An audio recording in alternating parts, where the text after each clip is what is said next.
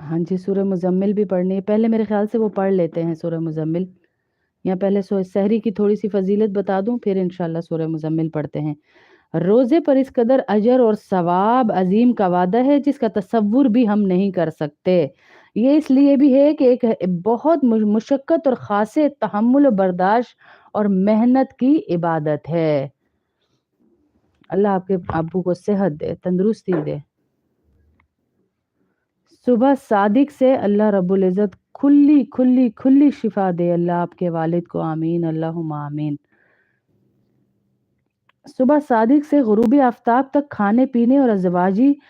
خواہش کے تقاضے پر عمل کرنے سے اپنے آپ کو روکے رکھنا کوئی معمولی بات نہیں، اس میں کافی تعجب اور مشقت برداشت کرنا پڑتا ہے، اور اس عبادت میں مشقت کی مقدار ہی پر اجر اور ثواب ہے۔ اجر اور ثواب ہے۔ اصل تو روزے میں یہ تھا کہ رات کو سو جانے کے بعد کھانا پینا وغیرہ ناجائز ہو جاتا اور سحری کے وقت بھی کھانے پینے کی اجازت نہ ملتی، جیسا کہ اہل کتاب کے ہاں یہی حکم ہے، اور ابتدا اسلام میں بھی یہی حکم رہا، لیکن خداوند عالم کی خاص رحمت اور خصوصی مہربانی کہ اس نے سحری کی اجازت فرما کر ہم ضعیفوں پر انعام کیا ہے۔ سحری کھانے پر ثواب میں کمی تو کیا ہوتی اور زیادہ ثواب کا وعدہ فرما دیا۔ حضور صلی اللہ علیہ وسلم کا ارشاد ہے، تسحروا فإن فی السحور برکہ، اللہ اکبر، سحری کھاؤ، سحری کھانے میں برکت ہے، اور ایک روایت میں ہے کہ سحری کھاؤ اگرچہ ایک گھونٹ پانی کی ہی ہو۔ سحری کھانے کا حکم استحباب کے لیے ہے، اس لیے سحری کھانا مستحب ہے،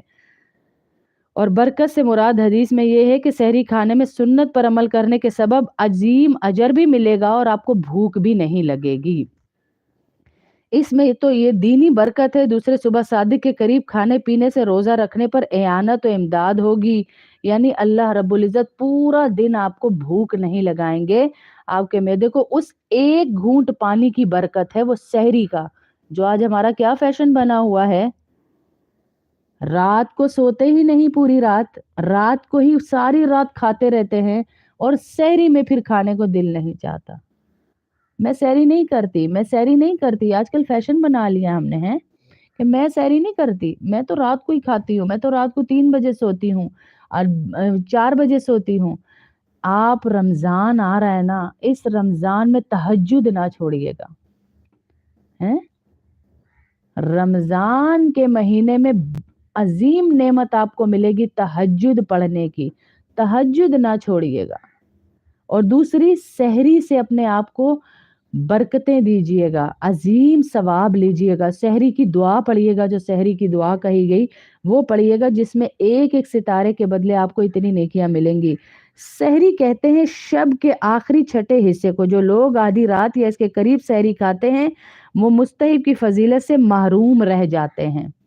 آدھی رات یا اللہ اکبر یا اس کے قریب سحری کھاتے ہیں، یہ سڑکوں پہ پھرنا، کراچی میں تو سڑکیں، ہوٹل، اور یہیں پہ کھانا پینا اور سحری ختم کر کے 3 بجے آ کے ڈھیر ہو جانا، اور اس کے بعد نہ نماز کا پتہ نہ روزے کا، وہ اگلے 3 بجے دوپہر میں اٹھا جا رہا ہے۔ اللہ اکبر، اللہ اکبر، اللہ پاک آگے بھی شیرین آپ کو ایسے ہی برکتیں دے، آمین اللہم بارک۔ سحری میں تاخیر دیر کرنی مستحب ہے، مگر اتنی تاخیر نہ کی جائے کہ صبح صادق کے طلوع ہونے کا وہم ہونے لگے۔ غروب آفتاب اور صبح صادق کے درمیانی حصے کے 6 حصے بنا کر